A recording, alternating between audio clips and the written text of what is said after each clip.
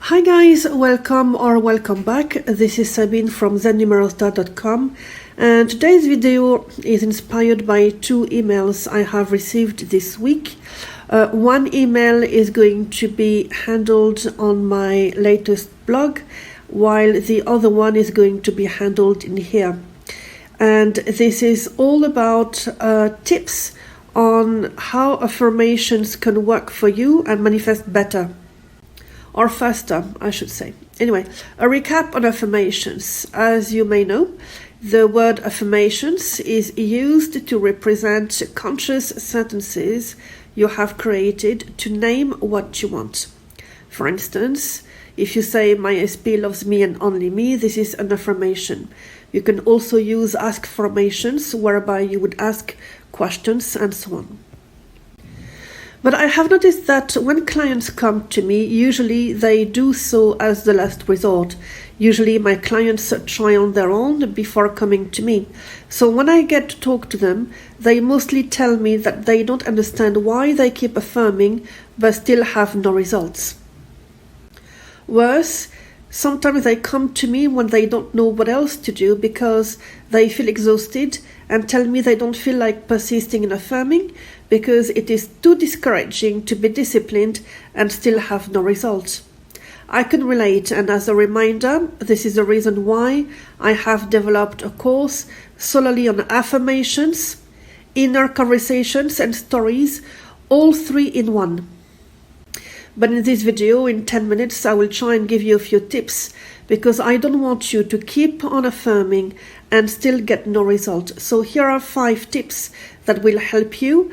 And on my blog post, I have additional tips as well for you to use those affirmations of yours and work for you and manifest on your behalf.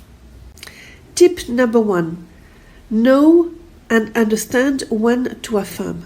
Okay, some of you would typically ask me, when should I affirm, how many times a day, when during the day, and so on. So what you need to understand is that you affirm all day long. Your thoughts, again, are affirmations.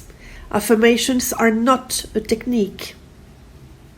I will go as far as say that you need to monitor the type of affirmations you repeat to yourself to break that pattern. I mean, there's no use of crafting a positive affirmation if you believe in the opposite. For instance, when you think, "I wonder if he's into me," you are indirectly affirming, "I am not sure if I am important enough to him." In other words, your conscious affirmation might be instead, "I am happy to see that John is into me." So if you believe that there are specific times when you need to say your affirmations or repeat them a certain number of times a day, no, this is not how it works. It is whenever you think about your manifestation that you need to repeat that crafted magnetic affirmation of yours. But as you know, this is far from being enough. So let's see 4 reasons why you should add to them in the other tips. Tip number 2, stop taking a break from affirming. The way you believe doesn't matter. The issue is that when you say you're taking a break, you're falling back in the trap of the old story. You dwell on what hurt you in the past and so on. Taking a break from your affirmations is something different in the manifesting world, and you need to understand that. You have the possibility, of course, to take a break from your affirmations, and it is even recommended when you feel icky as you think about your manifestation, or when you feel too nervous while affirming about your manifestation as you think about it. What you may want to do instead is handle the root cause of your manifestation, of the thoughts that have led to the situation. I understand that sometimes you don't think of that option, and so you get immediately upset and repeat affirmations over you being upset. This is not the best way to make your affirmations powerful, I'm afraid. Especially if you are upset about your manifestation. So I repeat, This is not going in your way, especially if you affirm as you are upset about your manifestation.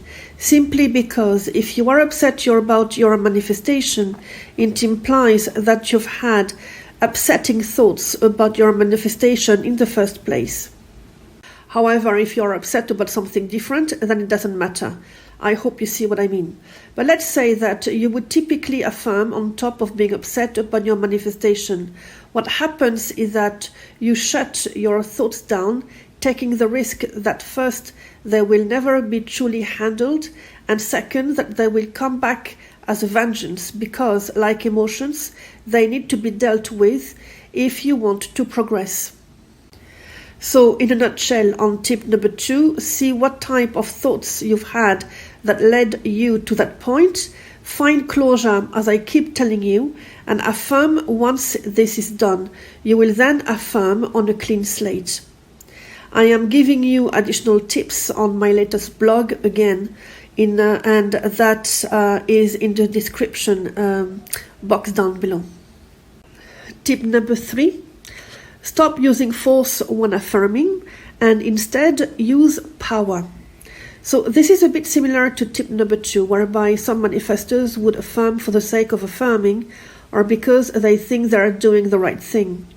I've even heard that some manifestors are like shouting their affirmations or using, as they call, an assertive voice, which to me, where I stand, is similar to shouting.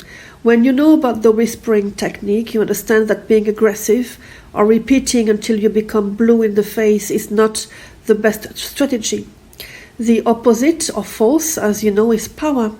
So using power is being confident, but calmly confident that your affirmations are good for you because they properly connect to your manifestation, or because you know that you can stand behind them since your manifestation is a done deal or it is on its way.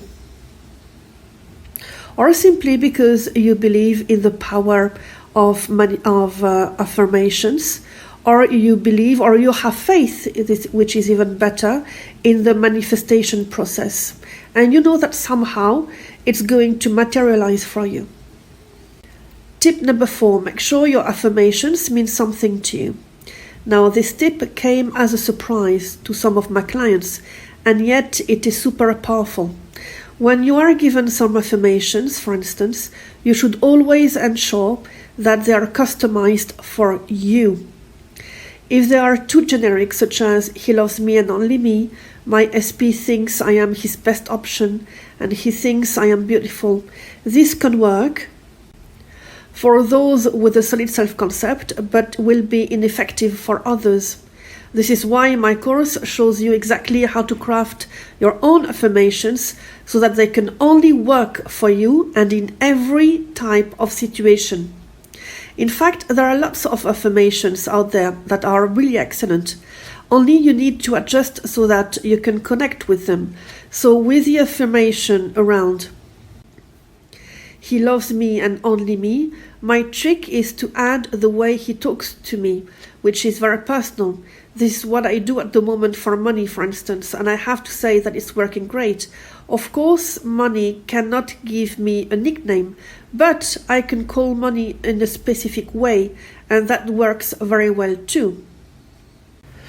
Just to make sure that I was very clear in this tip, calling a name would be, for instance, if your SP used to call you honey, for instance, or if you would like your SP to call you honey or babe or whatever the case may be, then as long as you can relate to it, you should add it to your affirmation, but it has to mean something to you.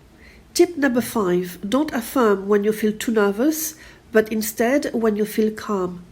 Indeed, when you feel anxious about your manifestation, and I repeat that one more time, when you feel anxious about your manifestation, when you can't even think straight because you are reacting to your circumstances, it's not the time to use your conscious affirmations on top. and believe you will make your circumstances disappear that way. When you feel overwhelmed about your manifestation, please try and breathe, meditate, do whatever you can to soothe yourself. The reason why it is so important is because your emotions reinforce or deactivate your manifestation. In my experience, it is when your affirmations may work against you.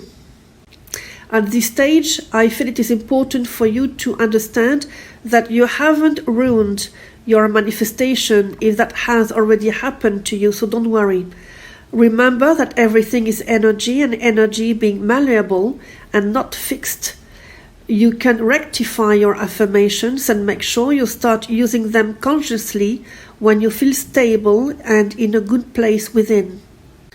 Again, if you'd like more information on this, I have a thorough online course for you where I not only talk about affirmations with examples, templates, but also about inner conversations and stories. The three of them are critical. At least they have been essential to my manifestations, simply because they help you replace your old ways of thinking and reacting with a stable way of thinking and responding. Thank you so much for watching this video. If it has helped you in any way, please give it a thumbs up.